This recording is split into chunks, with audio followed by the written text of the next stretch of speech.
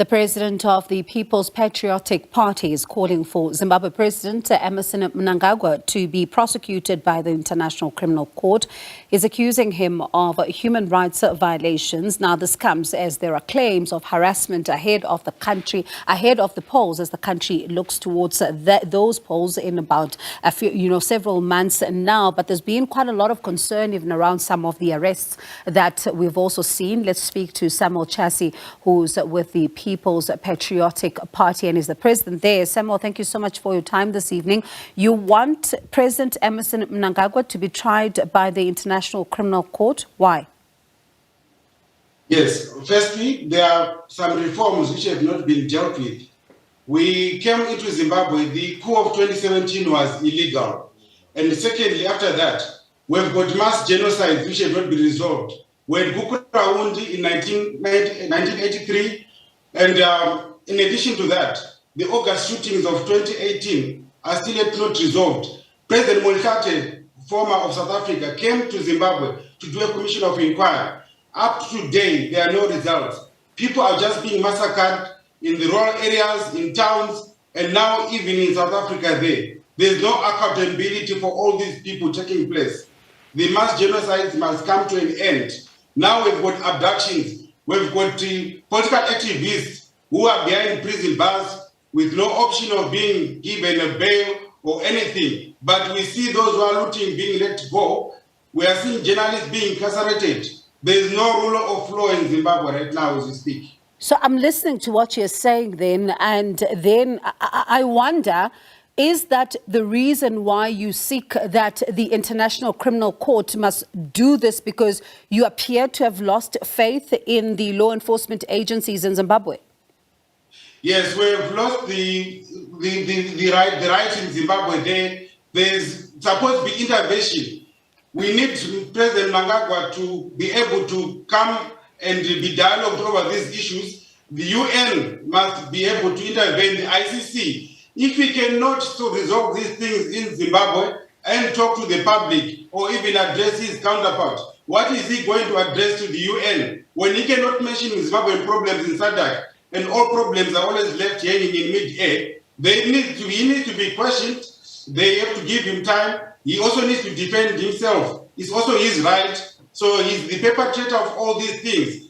People are making appeals every day, in and out, 24/7. He's not hearing all these things. And as it's not enough, people are dying every day in Zimbabwe. No one talks about it. And we want to go to an election with all these things.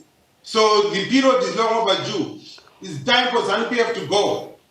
What do you say then to those that say you're making these statements as the country looks ahead to the polls? It's merely just political posturing. No, it's not political posturing. What we need there is reforms. We need reforms in Zimbabwe. Right now, we've got what we call the Zimbabwe Electoral Commission. It's just making voter online opinion to find out what is coming with the people, and they're making reforms overnight.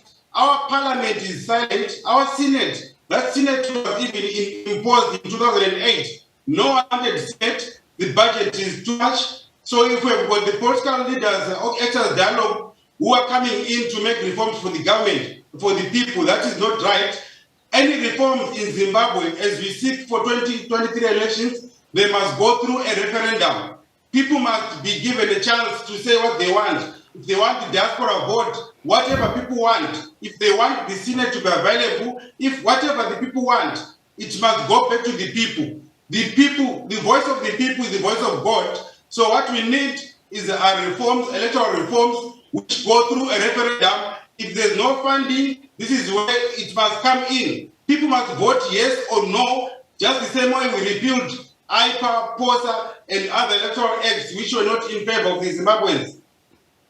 You say that he's failed to raise some of the issues that Zimbabwe is facing within SADC, and at the same time, in your open letter, you also say that he's failed to negotiate with his South African counterparts on, issues relating to immigration, particularly when you look at some of the permits. But there's also other issues that you're saying he's failed to raise. I'm keen then on that point to hear your response to the remarks by Health MEC in Limpopo, Dr. Poppy Ramathuba. I'm sure you've seen the video. Yes, what the MEC director did there for South Africa, that was a violation of the Hippocratic Oath. In the first place, she was not supposed to dialogue with the patient who is on bed there. What she was supposed to do was to advise even the embassy in South Africa there of any problems that are there, or refer them to the government that this situation which is there.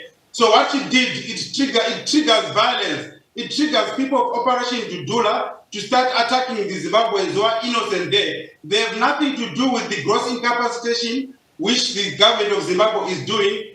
At the same time, the government of Zimbabwe, when they are seeing these things taking place, they are supposed to say to President Ramaphosa, we have a problem, our Zimbabweans are there. Don't kill them. We are able to give them at least even some funds, even $1 million US for a government which has promised, which has done deals over $1 trillion since 2017. 1 million is nothing to pay medical bills to make. So in as much as MEC wants their bills, they did it the wrong way. That's why on 26 August, we wrote a letter directly to the President Ramaphosa advising that this billing must come in. So the billing part, we sustained the decision to build the Zimbabwe government.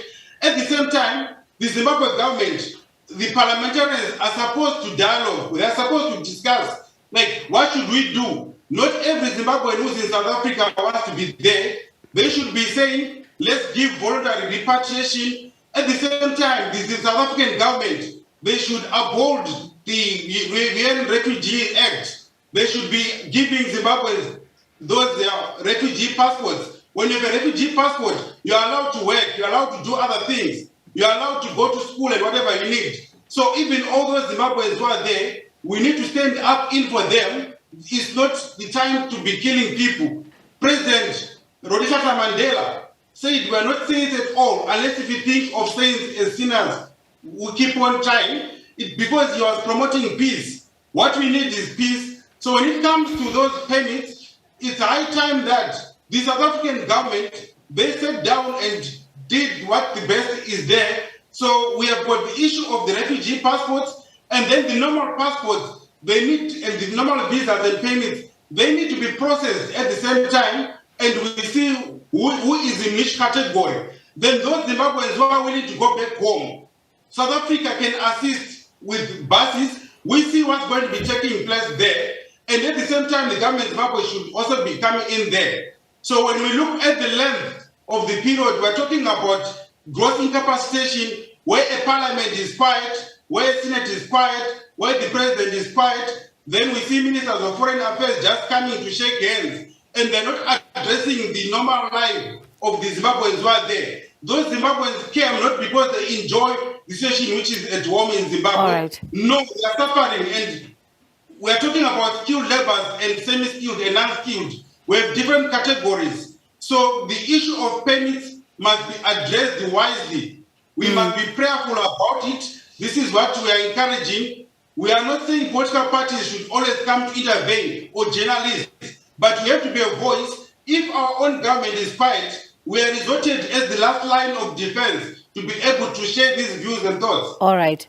All right, Samuel, thank you so much for your time. Unfortunately, that's all we have time for, but we do hear you. There is, though, quite a lot that still needs to be ironed out, especially when you look at some of these issues of gross incapacitation, as you put them, and even around this issue of the permits, because there's quite a lot that is unfolding there. But let's leave it there for now. That was Samuel Chassis, President of People's Patriotic Party.